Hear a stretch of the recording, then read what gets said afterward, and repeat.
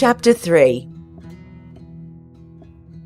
That afternoon, Rachel, Constance and their mother called on the three Mrs. Earnshaw, who owned a dressmaker shop in the village.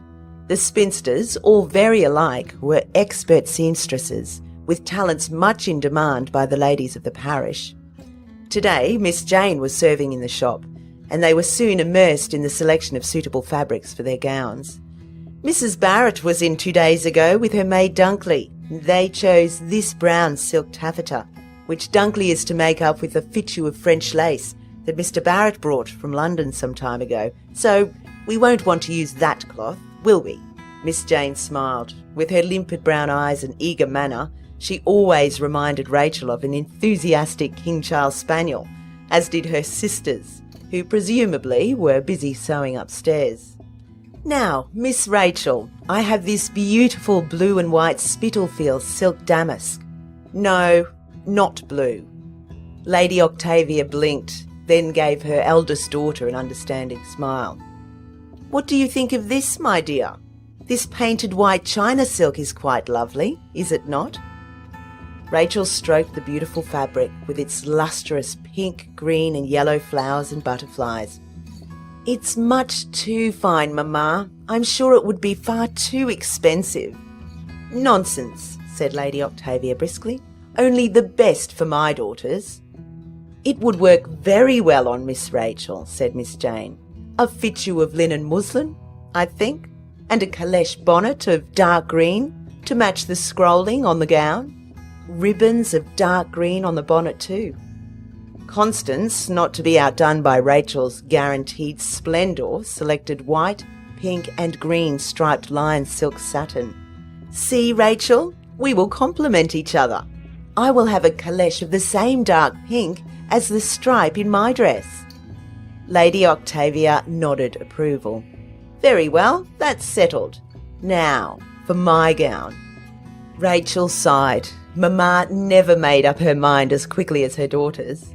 It was a good hour before they left the shop, Mamma having finally settled on golden-striped Pekin silk veil, to be folded and pleated in complicated ways over a matching petticoat. The Mrs. Earnshaw, all three of them, were to visit the vicarage in 4 days' time for the first fittings. As they left the premises, Constance impetuously squeezed her mother's arm. We will look so very modish, Mamma. Miss Parker and her mother, even with fine London gowns, will be left in the shadows. In the weeks leading up to the wedding, Rachel was kept busy with fittings for her gown and working in the kitchen, making elderflower cordial, gooseberry jam and other preserves. She counted it a blessing that Nathaniel did not call, though she heard soon enough about the shopping expedition when Marianne returned home from London with her brother and called on Constance to give a report. Rachel could not resist joining her sister to interrogate Marianne. We had quite good fun shopping for our gowns, she said, and at least I could go to grandfather's London house each evening to escape Susanna and her mother. Nat had to go around with her brother John to buy their new clothes, but I know he made lots of excuses so that he didn't have to spend a great deal of time with any of the Parkers. Mrs. Parker is most fatiguing. She is such a social climber and name-dropper. Once we reached London, Susanna travelled on to the Adelphi New Tavern to stay with her mother and brother, whilst Nat and I had the run of grandfather's place. But the very next morning, instead of sending a carriage, Mrs. Parker and her daughter arrived in person. I am sure they thought they might make the acquaintance of our grandparents, but I quickly disabused them of that notion. Both grandfather and grandmother said they were too unwell to leave Nyworth and they won't even be at the wedding. You should have seen Mrs. Parker's face drop. But then we quickly reassured her that Uncle Cyril, Uncle Edward and Alice would attend, so that cheered her up. Rachel took the opportunity to speak while Marianne drew breath. What does Mrs. Parker look like? Like Susanna, but gone to fat. Constance giggled. Really? Marianne tilted her head, considering.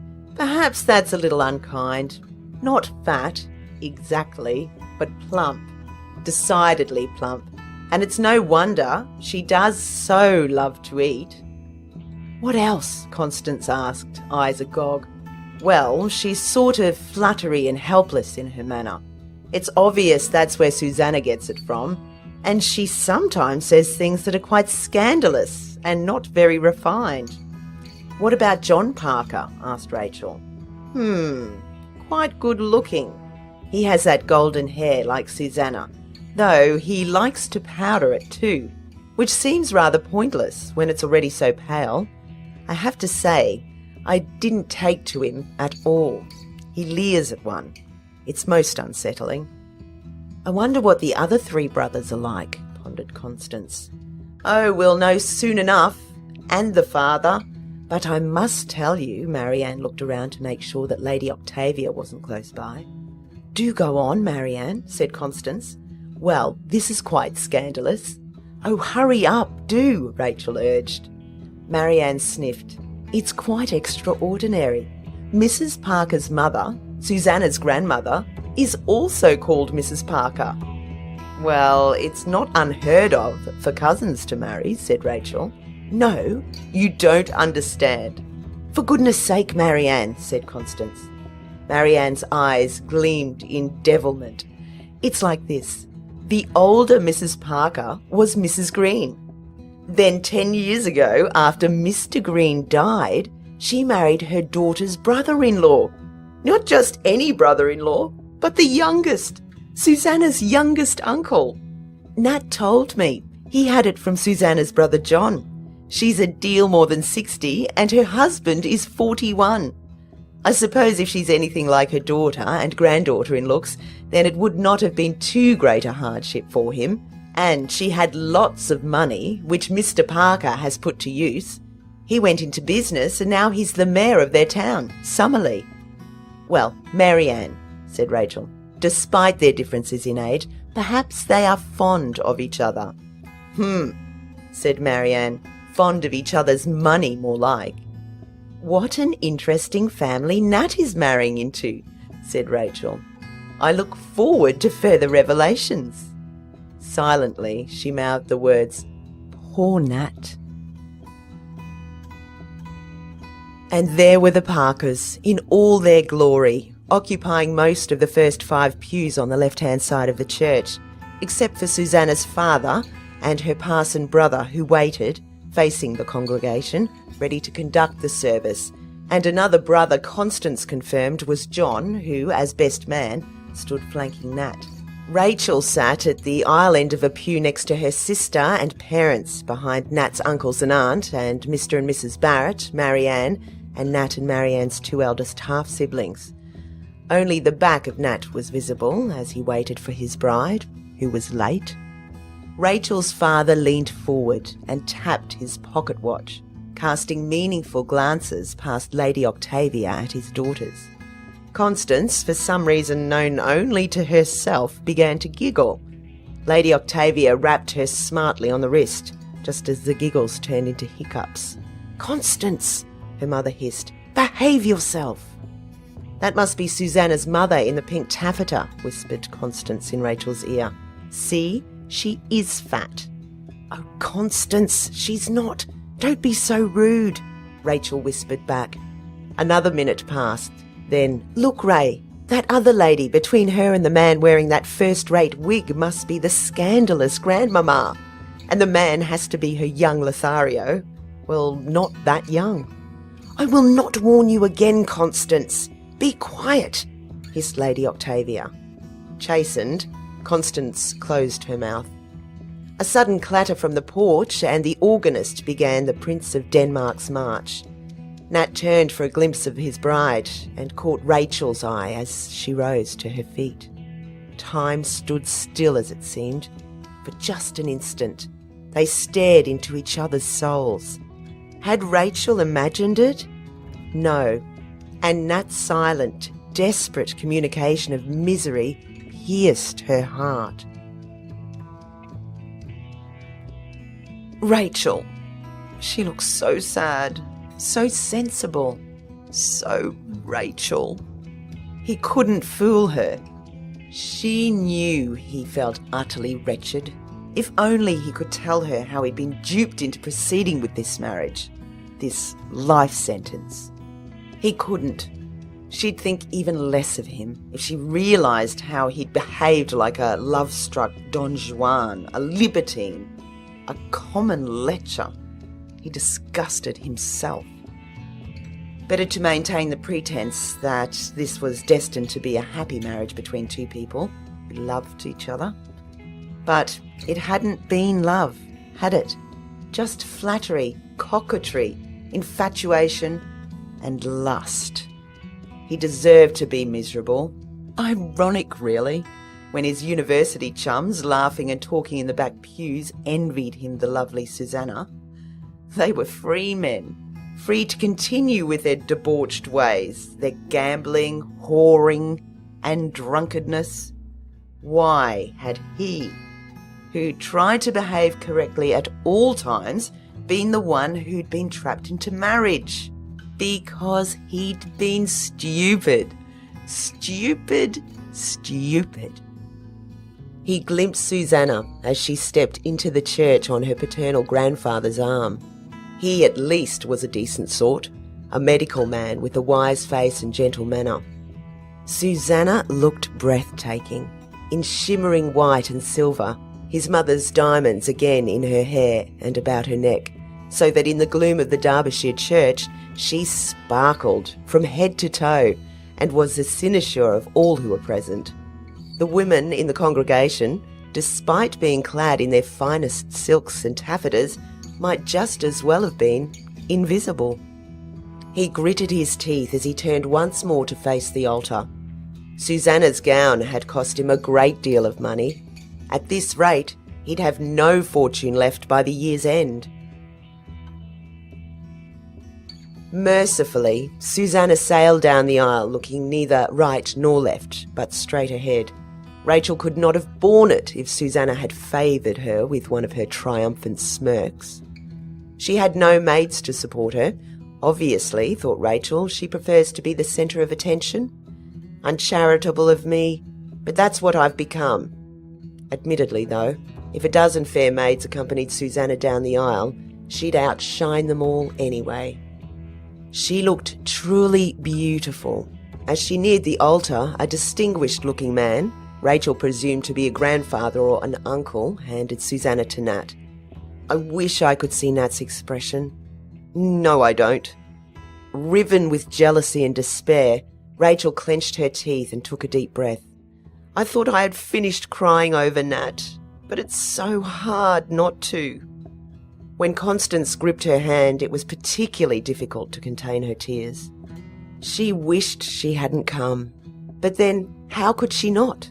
It would have been so mean-spirited. People would have gossiped and pitied her. Her family's sympathy she could tolerate, but not that of the wider world. The ceremony seemed to take forever. Rachel tried not think of the past, but it was impossible to quell rampant thoughts about the happy times she'd had playing with Nat and their sisters when they were younger. Then, in her mind's eye, she, Nat and her father were digging for artefacts in the vicarage orchard, and she remembered Nat finding the Roman coin with its depiction of Honorius and how he'd insisted she have it. Ever since, it had gone with her everywhere. It had seemed to keep Nat close during his long absences at Harrow and then Cambridge. Now it sat neglected in her bureau drawer. Again she pictured Nat and herself at their studies when they were younger, before Nat had gone away to school, seated opposite her father at his desk, passing Latin verbs and studying Greek. Then she saw them both in the garden with Lady Octavia, where they enjoyed many hours in French conversation with her mother, who'd been schooled by a French governess. Constance clutched her hand again. Rachel squeezed her sister's hand back and attempted to turn her thoughts to the congregation and what they were wearing. Anything but to think of the past. It was gone, for all time. The ploy didn't work.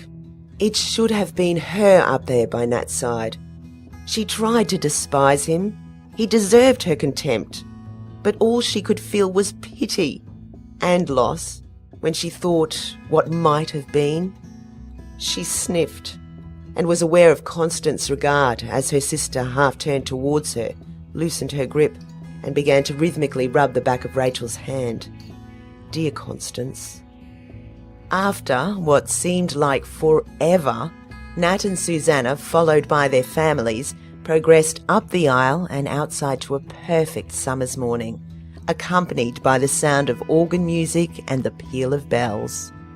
But not before, as they swept past, Susanna directed a smug smile at Rachel, and Nat nodded in the general direction of the Lawson family, carefully averting his eyes from Rachel's face.